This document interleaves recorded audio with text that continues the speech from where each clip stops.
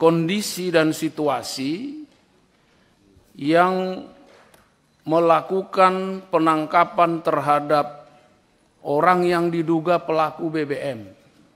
Jadi pagi tertangkap, sore langsung membuat surat perintah mengajukan kepada Kapolres yang inisiatif sendiri mengajukan kepada Kapolres surat perintah penyelidikan terhadap mafia BBM.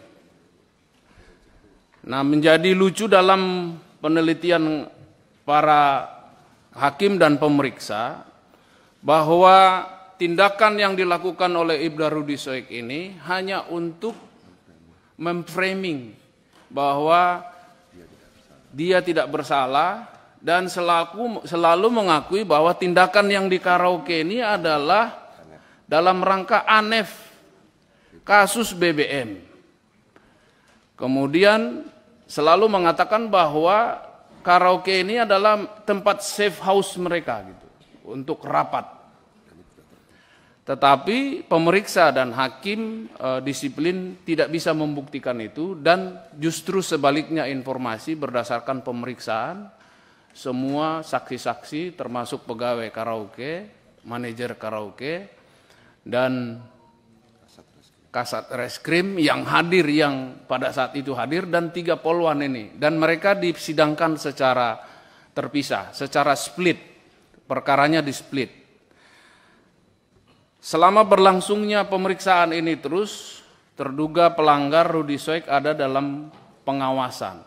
Pada saat dilakukan pemeriksaan ini, ternyata Ibda Rudy Soek ini memfitnah juga anggota Propam yang menangani perkara ini. Mengatakan bahwa anggota Propam inilah yang menerima setoran dari pelaku BBM. Nah, anggota Propam ini juga tidak menerima dan membuat laporan polisi, mengadukan Ibda Rudy Soek, dan itu diproses juga. Setelah diproses, disidangkan bahwa Ibda Rudy Soek juga tidak mengakui menyebutkan itu, tapi itu ada rekamannya. Dan akhirnya didisiplinkan dengan hukumannya adalah perbuatan itu perbuatan tercela. Kemudian selanjutnya pada tahap pemeriksaan selanjutnya ditemukan, karena Propam waktu itu akan melanjutkan pemeriksaan perkara ini, ditemukan bahwa Ibda Rudy Soek meninggalkan tugas, tidak berada di Kupang. Ternyata setelah dicek, Ibda Rudy Soek ada di Jakarta, dan itu bisa dibuktikan oleh pemeriksa dengan mengambil manifest pesawat Citylink yang terbang ke Jakarta pada tanggal itu, dan potongan tiket bisa didapatkan. Dan setelah disidangkan, Ibda Rudy Soek juga tidak mengakui ini, menyangkal juga, saya tidak pernah ke Jakarta. Disidangkan dan dihukum. Selanjutnya, kasus yang dilakukan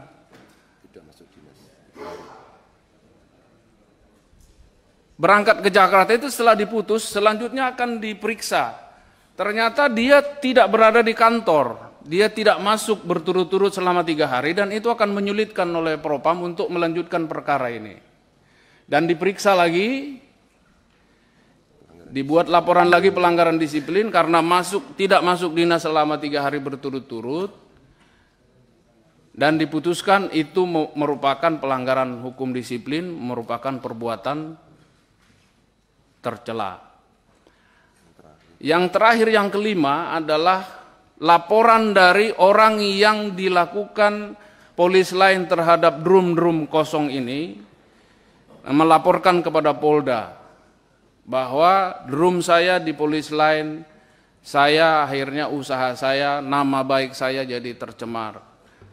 Itu juga diproses oleh Propam, dan itulah kasus yang kelima, pelanggaran SOP yang melakukan tindakan penyidikan tanpa administrasi penyidikan dan tanpa prosedur, yang dikenakan tindakan KKEP, Dan itulah yang disidangkan dan diputuskan untuk Ibda Rudi Soek